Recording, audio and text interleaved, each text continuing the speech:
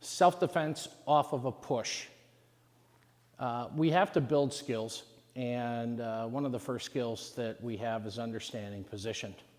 I get pushed, I'm probably square to my partner, meaning that shoulder to shoulder, we're probably squared up. And I don't want to be in this place, but one of the things that I do know, if I get pushed, I'm moving back. Now, I'm okay with this because I'm going to ask him not to do that. We all know he's going to do it twice. But I have to be smart, and I have to move offline when I do that. So if I take the first push, I'm going to say no, don't do that again. However, I want you to see that I'm going to move over here as best I can when I do that.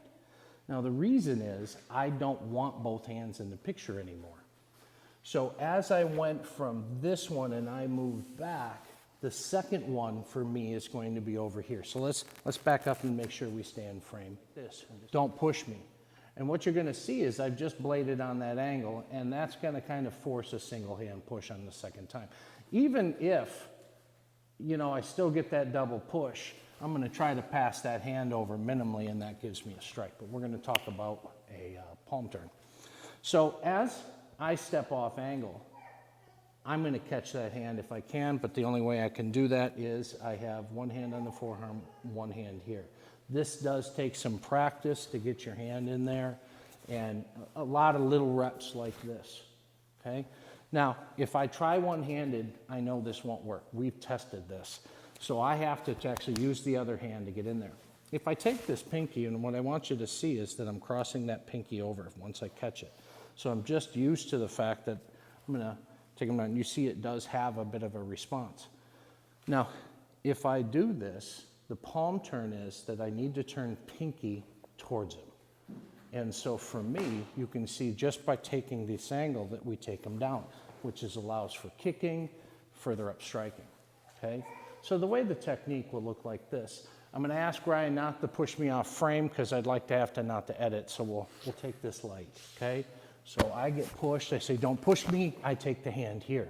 Now he got me off balance, so now what do? I step into balance, drop my stance, move my leg forward, and push that weight towards him. That compounds the lock, putting Ryan on the floor, okay? Another way to do this is if the palm is on me, and I trap it with both hands. Again, I get this out of the Okinawan system, and then I turn. Now, you see here, turned into a Shiho step, so it's a four-direction step. You'll see that as I turned. The nice thing about this kind of turn is it yields like a turnstile at like a subway, you know, that as I move, and I don't even care if I keep it. To tell you the truth, just the action of moving is going to make him retreat. If the hand is flat on me and I turn to the side, I can actually get the fingers, right? So this is that hand is on, and what's going to happen is I'm going to step offline.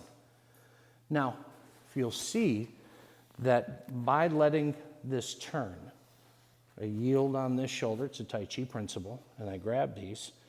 Now, all I'm going to do is turn back towards him.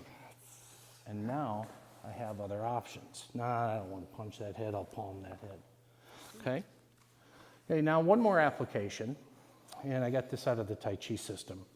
And this movement has a pull and a push down. The movement's actually called needle to sea bottom. And again, off this same catch, and I have this, what I'm going to do is I'm going to step towards him. I'm going to pull with my left, and then I'll push down with my right.